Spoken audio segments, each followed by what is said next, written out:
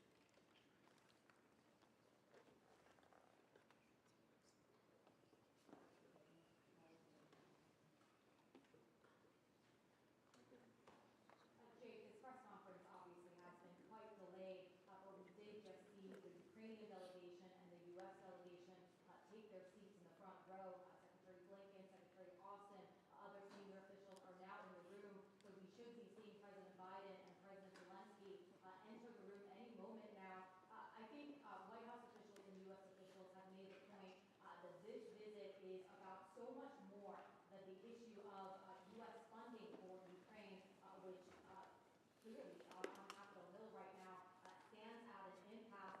They're saying that the world is watching right now, including Russian President Vladimir Putin, and that this is the kind of visit that can send a message to the world at such a critical moment in this conflict about the U.S.'s continuing steadfast support for Ukraine, and that there is... Distinguished guests, the President of the United States and the President of Ukraine.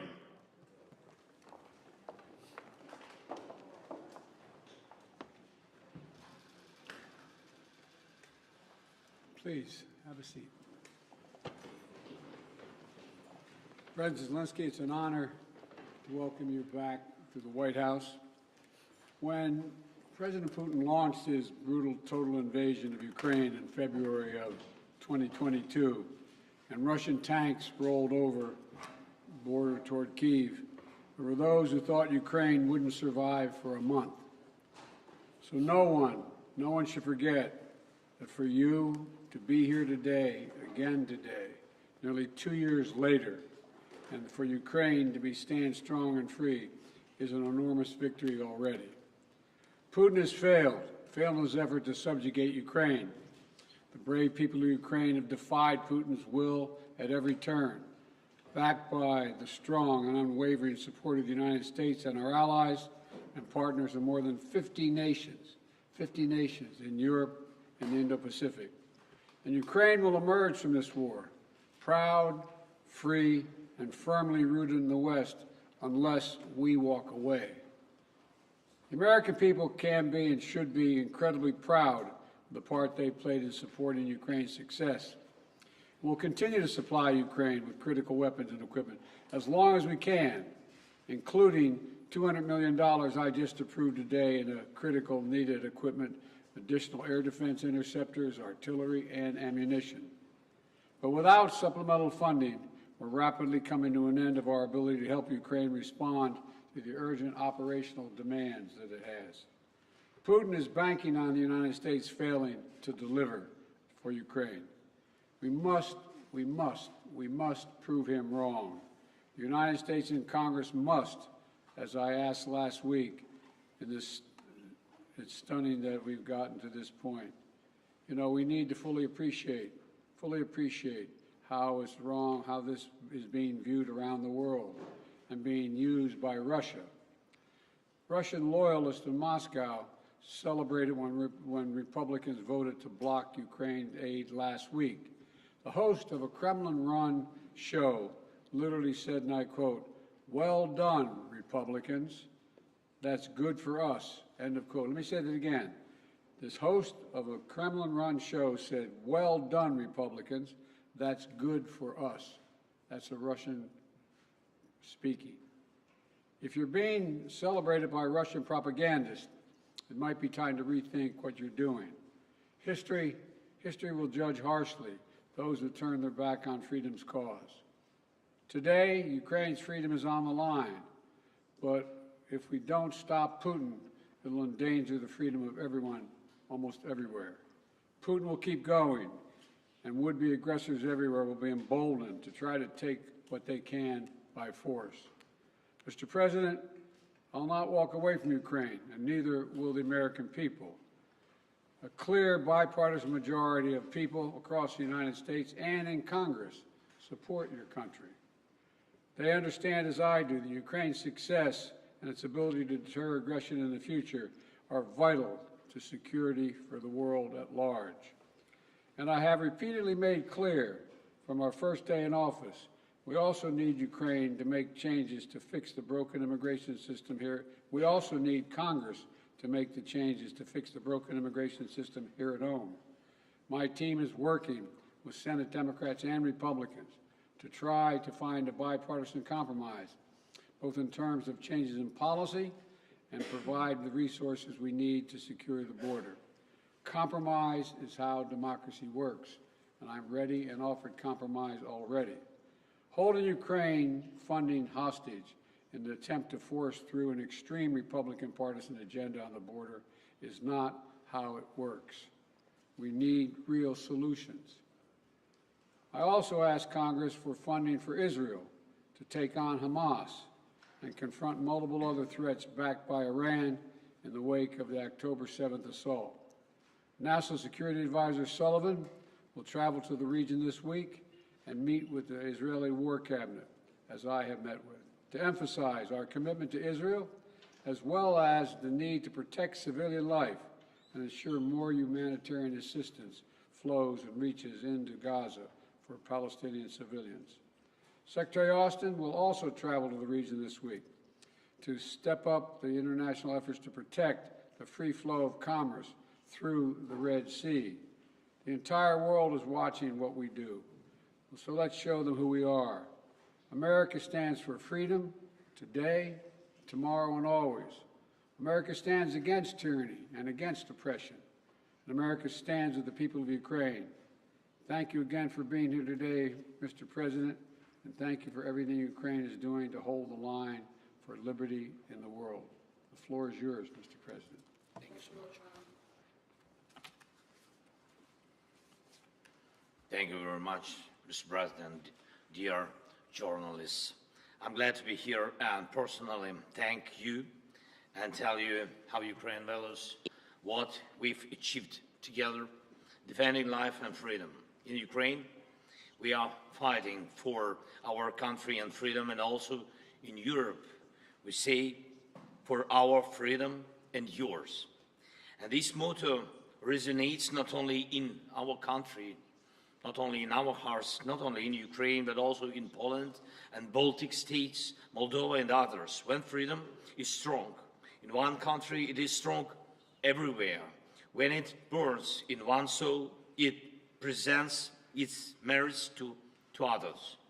Ukrainians have twice led revolutions this century, defending freedom. For nearly 2 years, we have been in a full-scale war, the biggest since World War II, fighting for freedom. We stand firm, no matter what Putin tries. He hasn't won any victories. Thanks to Ukraine's success in defense, other European nations are safe from the Russian aggression, unlike in the past. Ukraine can now tackle the Russian dictatorship, so our children and other nations won't have to shed their blood and sacrifice lives defending against Russian aggression.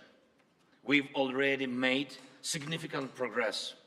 We've shown that our courage and partnership are stronger than any Russian hostility. And we've freed 50% of the territories Russia occupied after February 24th. And we won the Black Sea and are reviving our economy. Thanks to maritime exports, Ukraine's 5% economic growth this year proves our effective partnership. And we've shown no Russian missiles can overthrow the powerful American Patriot systems. Thank you very much. And even during war, we are reforming our country and strengthening our institutions. Today, President Biden and I discussed how to increase our strength for next year. First, air defense and destroying Russian logistics on Ukraine's land. Mr. President, thank you very much for your supporting us.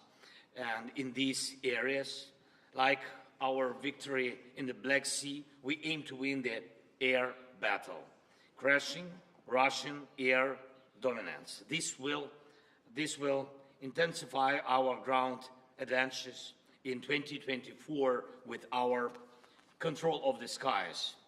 Who controls the skies controls the war's duration. And today I would like to thank, of course, for yet another significant defense package with our defenders value very much. Second, yesterday I met with American defense company leaders. They advised us on how to make our defense industries work faster and more effectively. Thank you, President Biden, for this important initiative we started with you. Together, Ukraine and America can strengthen democracy's arsenal. And this is vital for other free nations and the US, as it involves your companies, technologies, and technology advancement and job creation. And it is important to know that 2/3 of American support for Ukraine remains and works in the United States. Third, I informed Mr. President that Ukraine has fulfilled all the recommendations of the European Commission regarding the preparation for a decision to start negotiations on Ukraine's accession to the EU. And we constantly communicate with European leaders about our joint steps, sanctions, and political efforts to pressure Russia. American leadership is crucial, is keeping this unity together, a unity that serves the entire free world. And I thank America for new sanctions. And today we discussed Putin's further isolation and making him pay for his aggression. It's very important that by the end of this year, we can send a very strong signal of our unity to the aggressor and the unity of Ukraine, America, Europe, the entire free world. Everything we talked about today will help us in the year 2024. Today's discussions in the White House and in Congress across both parties and both chambers with a speaker were very productive, and I thank you for the bipartisan support. As we approach Christmas, on behalf of all our Ukrainian families separated by war and all sons and daughters on the front, Ukraine's greatest wish is to near this war's victorious end. No one but Putin wants a prolonged war. We dream of a Christmas in a peacetime, of course, and we are working to turn our battlefield success into peace. And we are heading there together with you, and thanks, of course, to your support. Thank you very much, Mr. President. Thank you, America. Slava Ukraini. Thank you. Look, we're going to alternate asking questions. We're going to ask a total of, each ask 2 questions. And I will ask the first question. I will recognize the first question asker. I'll ask a question, Joel, too. But Danny Kemp.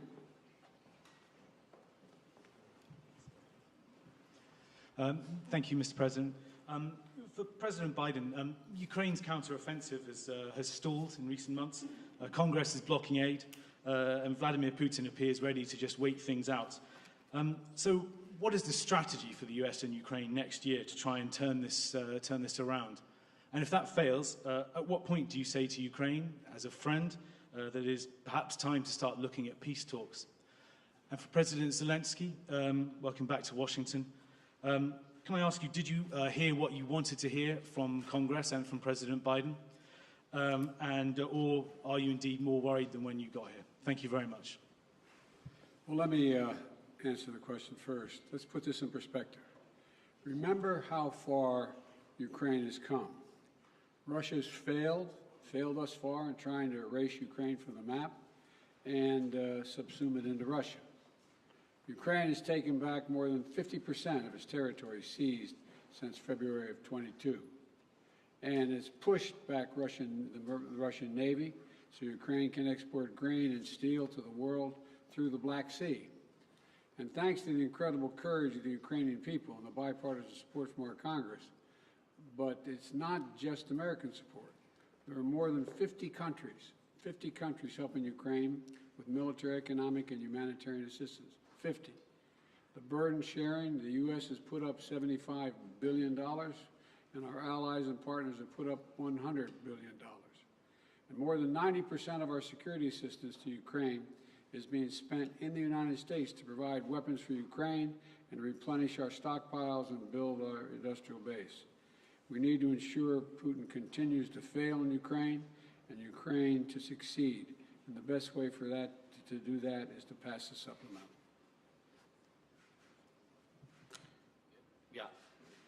Yeah, can I answer in Ukrainian, please?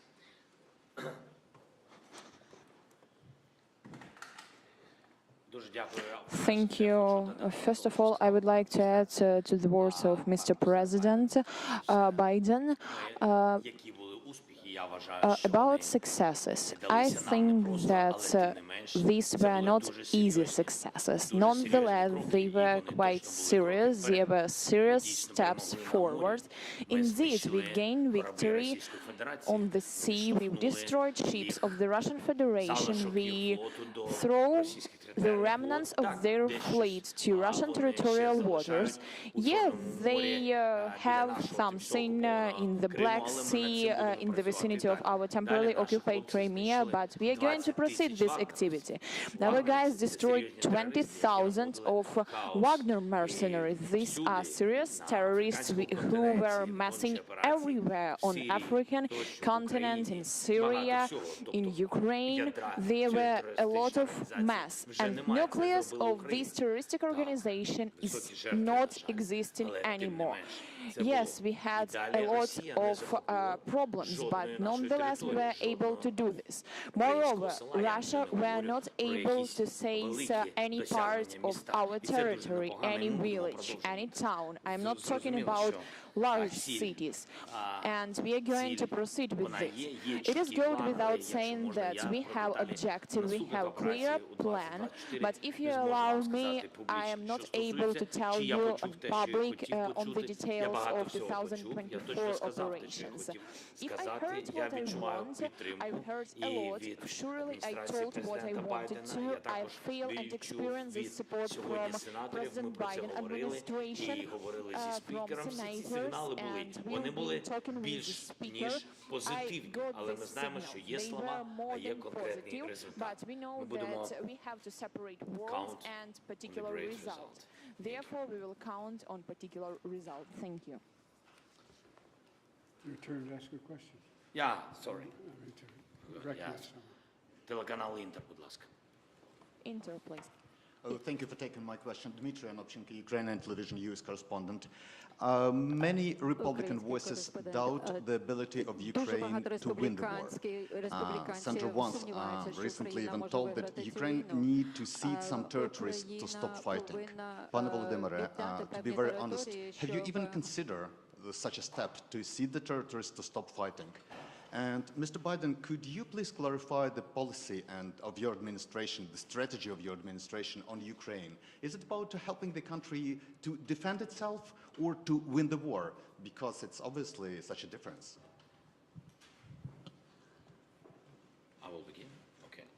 Ваше запитання до мене, чи готові ми віддати території, я так розумію? Your question is, if we are ready to give up our territories? Слухайте, Питання не тільки в наших словах чи в думках. Питання в тому, на що ми готові, на що ні. Як може Україна просто віддати свої території? Тобто це абсолютно божевілля. Якщо чесно, дуже часто згадуємо Бога, це точно не по-християнськи. Там живуть наші люди, там живуть сім'ї, там діти. І все це частина суспільства українського. Але ми говоримо про живих людей. Їх над ними знущаються, їх гвалтують, їх вбивали. Ми це прекрасно знаємо. І тим голосам, які пропонують віддати наші території, як віддати своїх людей. Питання ж не тільки в землі, питання в живих людях, в їх судьбах, в історіях їх. Питання в цих сім'ях і в дітях. Віддати територію, віддати дітей. Ну нехай ті голоси. Я не знаю, хто про це говорить. У мене до них одне питання, чи готові вони віддати своїх дітей в руки терористам? Думаю, що ні. We want to see Ukraine win the war. And as I've said before, winning means Ukraine is a sovereign, independent nation and that can afford to defend itself today and deter further aggression. That's our objective. Trevor, Reuters. Thank you, sir. First, a question for both of you.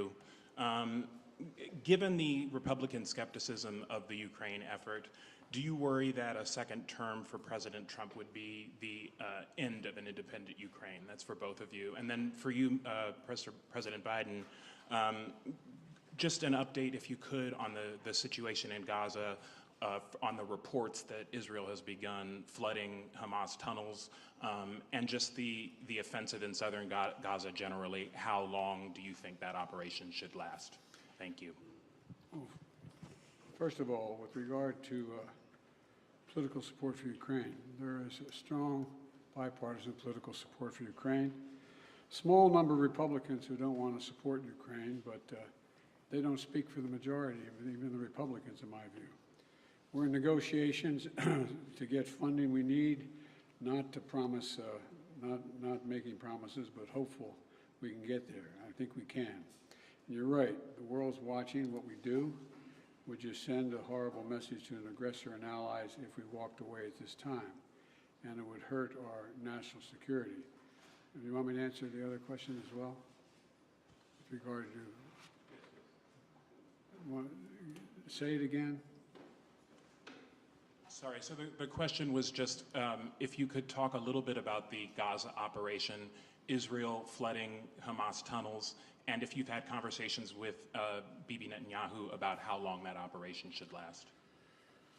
Well, I have had conversations with Bibi Netanyahu, and I want to make sure that we don't forget what we're doing here. We have to support Israel because they're an independent nation that's being, I mean, the brutality, the inhumanity, the way in which Hamas treated the Israelis, and I mean, raping and burning and beheading. I mean, it's just beyond comparison, and to anything else that I've seen since I've been here, and I've been around for a long time. But I think that we have made it clear to the Israelis, and they're aware that the safety of innocent Palestinians is still of great concern. And so the actions they're taking must be consistent with attempting to do everything possible to prevent innocent Palestinian civilians from being hurt, murdered, killed, lost, etc.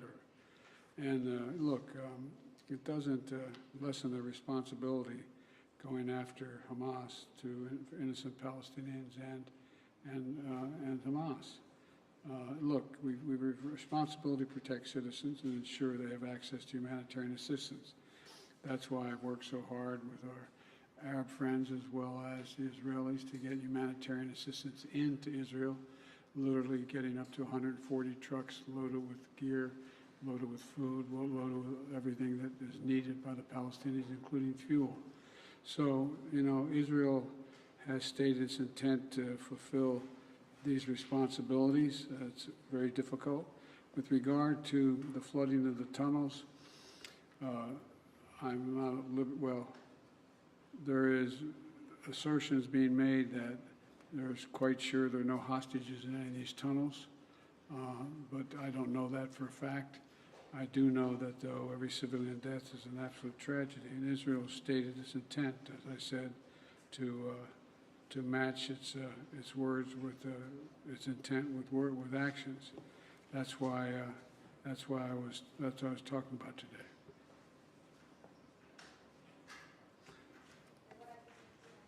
Question 3. I guess I asked that. No, I just asked that. It's your turn. Your turn.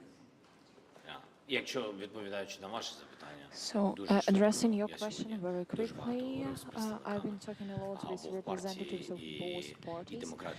Both Democrats and Republicans proved full pledged support, and we will see, but before this, we've always been trusting in the support of our strategic partner, the United States, and we will consider that it will continue in this way, and Ukraine will not remain alone against such a critical terrorist as the Russian Federation. Укрінформ. Так, будь ласка. Thank you so much. My name is Yaroslav Dovopol, Ukrinform News Agency, Ukraine. Next summer, the United States will host an anniversary NATO summit in Washington, D.C., which raises a lot of hope, especially for Ukraine. President Zelensky, what does the Ukrainian side expect from this summit? And do you hope to hear direct invitation for Ukraine to join the alliance? And President Biden, under what conditions is the United States ready to support the initiative of inviting Ukraine to be member of NATO? Thank you.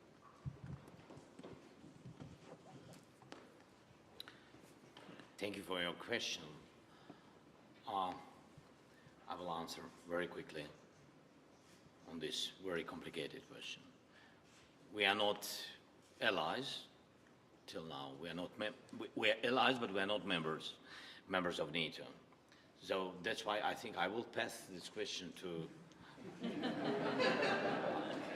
our big friend, President Biden. Well, look, I'm very proud that how strong and unified NATO has become.